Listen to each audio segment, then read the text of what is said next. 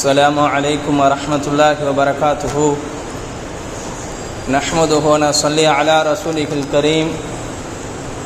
اللهم صل على سيدنا نبينا مولانا محمد وبارك وسلم. بلغ رسالة وأدى الأمانة وقام حجته ودعا إلى الحق. أما بعد، أعوذ بالله من الشيطان الرجيم. بسم الله الرحمن الرحيم. الحمد لله الذي خلق السماوات والأرض وجعل الظلمات والنور ثم الذين كفروا بربهم يعدلون. هو الذي خلقكم من طين ثم قضى أجلا وأجل مسمى. صدق الله العظيم. விண்ணையும் மண்ணையும் படைத்து பரிபாலித்து கொண்டிருக்கின்ற இறைவனுக்கே எல்லா புகழும் உரித்தாகட்டுமாக.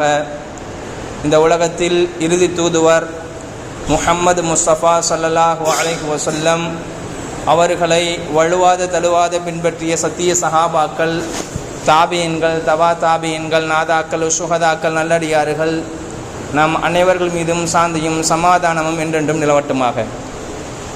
கண்ணியத்து குறித்தானவர்களே, இந்த இஸ்லாமுடைய மார்க்கம் ஒரு பரிபூர்ணமான மார்க்கம். இந்த இஸ்லாம் இருக்கிறதே ஒரு உன்னதமான மார்க்கம். இஸ்லாத்தை பற்றி அல்லாஹ் குர்ஆனிலே கூறும் பொழுது இன்ன தீன இன்தல்லாஹில் இஸ்லாம் என்பதாக கூறுகிறான். உலகத்தில் 4000க்கு மேற்பட்ட மதங்கள் இருக்கிறது, 194 நாடுகள் இருக்கிறது, 6000க்கு மேற்பட்ட மொழிகள் பேசப்படுகின்றன. ஆனால் அல்லாஹ் கூறுகிறான் இன்ன தீன இன்தல்லாஹில் இஸ்லாம். அல்லாஹ்விடத்தில் ஏற்றுக்கொள்ளப்பட்ட மார்க்கம் இந்த இஸ்லாம் மட்டும்தான். உலகத்தில் எத்தனை மதங்கள் இருந்தாலும், எத்தனை மக்கள் வசித்தாலும், எத்தனை இனங்கள் இருந்தாலும், எத்தனை மொழிகள் பேசப்பட்டாலும் இன்ன தீனா இன்தல்லாஹில் இஸ்லாம். அல்லாஹ் கூறுகிறான், நிச்சயமாக இந்த மார்க்கம் இருக்கிறதே அல்லாஹ்விடத்தில் ஏற்றுக்கொள்ளப்பட்ட மார்க்கம், அல்லாஹ்விடத்தில் அங்கீகரிக்கப்பட்ட மார்க்கம் இஸ்லாம் மட்டும்தான். கண்ணியத்து குறித்தானவர்களே, அல்லாஹ் இந்த மார்க்கத்தை உருவாக்கி இருக்கிறான். இந்த மார்க்கத்தை நமக்கு பொன்னான முறையில் கொடுத்திருக்கிறான். மாதங்களை ஏற்றிருக்கிறான், வருடங்களை ஏற்றிருக்கிறான், நாட்களை ஏற்றிருக்கிறான். அதே போல ஒவ்வொரு நாட்களும் ஒவ்வொரு விதமான படைப்புகளையும் படைத்திருக்கிறான். முஸ்னத் அஹ்மதுடைய கிதாபில் பதிவு செய்யப்பட்டிருக்கிறது. அபு ஹுரைரா ரலியல்லாஹு அன்ஹு அவர்கள் அறிவிக்கிறார்கள், நபி ஸல்லல்லாஹு அலைஹி வஸல்லம் அவர்கள் கூறுகிறார்கள், அகத பி ரசூலில்லாஹி ஸல்லல்லாஹு அலைஹி வஸல்லம் அகத பி ரசூலில்லாஹி ஸல்லல்லாஹு அலைஹி வஸல்லம் பியதி. நபி ஸல்லல்லாஹு அலைஹி வஸல்லம் அவர்கள் என்னுடைய கரத்தை பிடித்து சொன்னார்கள், என்னுடைய கரத்தை பிடித்து சொன்னார்கள், கலகல்லாஹு அஸ்ஸ வஜல்ல கலகல்லாஹு அஸ்ஸ வஜல்ல அத்துருபத யௌமுஸ் சபுத். அல்லாஹ் சனிக்கிழமை மண்ணை படைத்தான், ஞாயிற்றுக்கிழமை மனைகளை படைத்தான், திங்கட்கிழமை அல்லாஹ் சுப்ஹானஹு வ தஆலா மரங்களை படைத்தான், செவ்வாய்க்கிழமை மக்ரூவான விஷயங்கள், மக்ரூனா என்ன, வெறுக்கத்தகுந்த விஷயங்களை எல்லாம் படைத்தான், புதன்கிழமை ஒளிகளை படைத்தான், வியாழக்கிழமை கால்நடைகளை படைத்து இந்த உலகத்துக்கு அனுப்பி வைத்தான். இந்த உலகத்துக்கு கால்நடைகளை படைத்து இந்த கால்நடைகளை உலகத்துக்கு நான் அனுப்பி வைத்திருக்கிறோம், உலகத்தில் பரவ செய்திருக்கிறோம் என்பதாக நபி ஸல்லல்லாஹு அலைஹி வஸல்லம் சொன்னார்கள். 7வது நாளாக ஜும்மாவுடைய நாள் வருகிறது. கலகல்லாஹு ஆதம் அலைஹி வஸலாம் மின் சஆத்தில் ஜும்ஆ யௌமுல் ஜும்ஆத்தி. ஜும்மாவுடைய நாளில் வெள்ளிக்கிழமை அசர் தொழுகைக்கு பிறகு, அசருக்கு பிறகு ஆதம் அலைஹிஸ்ஸலாத்தை அல்லாஹ் படைக்கிறான். நாம் நினைக்கலாம், மனிதனை கடைசியாக இறுதியாக படைப்பதற்கு உண்டான நோக்கம் என்ன? மனிதனுக்கு முதல்ல காற்று வேணும், நடப்பதற்கு, உலகத்தில் நடப்பதற்கு ஒளி வேணும், அது மட்டுமல்லாமல் எல்லா விதமான தண்ணீர்கள் எல்லாம் வேணும். உலகத்தில் மனிதன் எதுவும் இல்லாமல் எதுவும் வாழவும் முடியாது. மலைகளை படைத்து, மண்களை படைத்து, அதே போல உலகத்தை படைத்து, அது மட்டுமல்லாமல் மக்ரூவான விஷயங்கள், உலகத்தில் நடப்பதற்கு உண்டான ஒளி பிரகாசத்தை எல்லாம் படைத்து வெள்ளிக்கிழமை அல்லாஹ் ஆதம் அலைஹிஸ்ஸலாத்தை அல்லாஹ் படைக்கிறான். கண்ணியத்து குறித்தானவர்களே, இந்த ஹதீஸை அறிவிக்கக்கூடிய அபு ஹுரைரா ரலியல்லாஹு அன்ஹு அவர்கள் கூறுகிறார்கள், நபி ஸல்லல்லாஹு அலைஹி வஸல்லம் அவங்க என்னுடைய கையை பிடிச்சு சொன்னாங்க, என்னுடைய கையை பிடித்து இந்த 7 நாட்களை ஒவ்வொரு படைப்புகளை படைத்திருக்கிறான் என்பதாக என்னுடைய கையை பிடித்து சொன்னார்கள் என்பதாக கூறுகிறார்கள். கண்ணியத்து குறித்தானவர்களே, இந்த மனிதனை படைப்பதற்கான உண்டான நோக்கம் என்ன? இந்த மனிதனை படைத்ததற்கு உண்டான நோக்கம் என்ன? இந்த மனிதனுக்கு செய்ய வேண்டிய அல்லாஹ்வுக்கு செய்ய வேண்டிய கடமைகள் என்ன? அல்லாஹ் சொல்லுகிறான், வமா ஹலக்கத்துல் ஜின்ன வல் இன்ஸ இல்லா லியஅபுதூன். நான் மனிதர்களையும் ஜின் வர்க்கத்தையும் எதுக்காக படைத்தனா? தன்னை வணங்குவதற்காக தான்.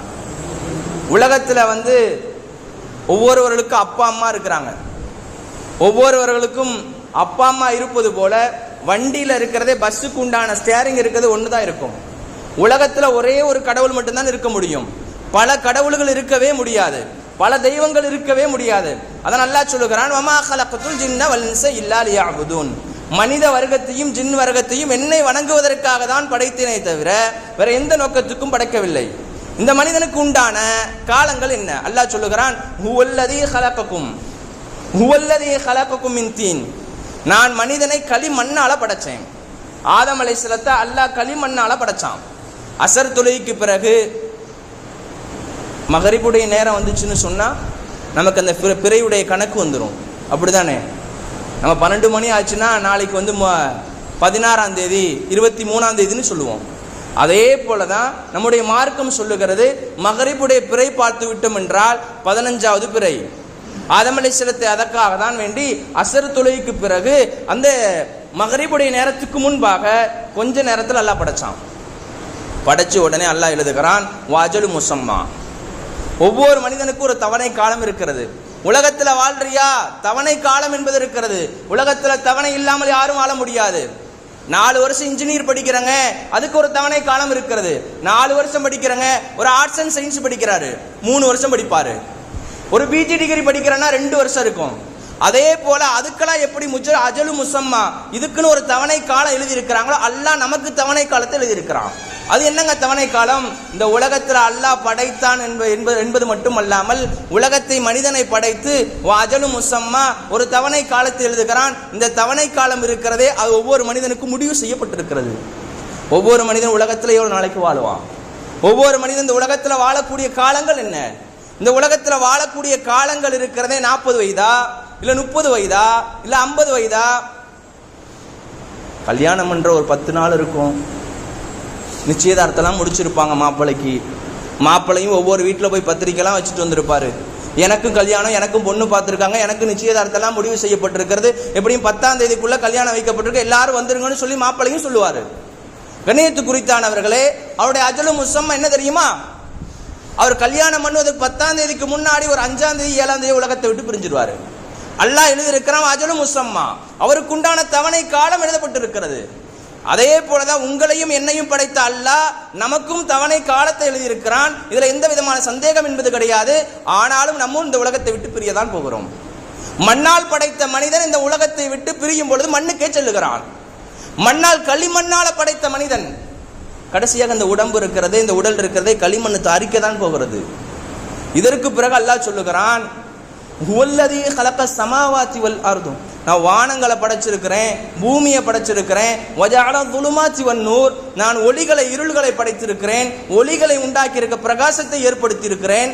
இது மட்டுமல்லாம சும்மா அல்லாஹ் சொல்லுகிறான், உலகத்தில் இருக்கக்கூடிய மக்கள், காபிரான மக்கள் இருக்கிறார்களே, அல்லாஹ்வுக்கு இணை வைக்கிறார்கள். யஅதிலூன் என்பதாக சொல்லுகிறான் அல்லாஹ். யஅதிலூனுக்கு உண்டான அர்த்தம் என்னன்னு சொன்னா, அல்லாஹ்வை போன்று பல கடவுள்களை ஒப்பாக்குகிறார்கள். உலகத்துல ஒரு கடவுள் தான் இருக்க முடியும், பல கடவுள் இருப்பது கிடையாது. அல்லாஹ் சொல்லுங்க, அல்ஹம்துலில்லாஹில்லதி. அல்ஹம்துனா என்ன? அல்லாஹ்வுக்கு தான் எல்லா புகழும். உலகத்துல எத்தனை கடவுள்கள் இருந்தாலும் அல்லாஹ்வுக்கு தான் எல்லா புகழுமே சேர்மையுடைய லா ஷரீக லஹு. தஃப்சீர்ல எழுதுகிறார்கள், அல்லாஹ்வுக்கு யாருமே இணை கிடையாது, அல்லாஹ்வுக்கு அத்தாமா கிடையாது, அல்லாஹ்வுக்கு தாய் தந்தையர் கிடையாது, அல்லாஹ்வுக்கு இருக்கிறதே குழந்தைகள் கிடையாது, தூக்கம் கிடையாது, அது பிறகு சாப்பிடுவதற்கு உண்டான எந்த தேவையும் கிடையாது, குடிப்பதற்கு உண்டான எந்த தேவைகளும் கிடையாது, அல்லாஹ்வுக்கு தூக்கமும் கிடையாது. அது அல்லாஹ் சொல்றான், அல்ஹம்துலில்லாஹில்லதி ஹலகஸ் ஸமாவாதி வல் அர்த்.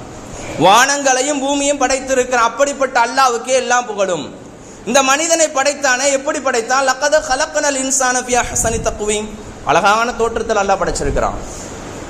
ஒரு சில நபர்கள் கருப்பாக இருப்போம், ஒரு சில பேர் ரொம்ப வெள்ளையா இருப்பார், ஒரு சில பேர் குட்டையா இருப்பார், ஒரு சில பேர் ஹைட்டா இருப்பார்.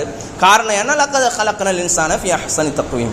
நாம் மனிதர்களை படைத்தது அழகான தோற்றத்தோடு படைத்திருக்கிறோம் என்பதாக அல்லாஹ் சொல்றான். இந்த படைக்கப்பட்ட நோக்கம் அல்லாஹ்வை வணங்கணும்.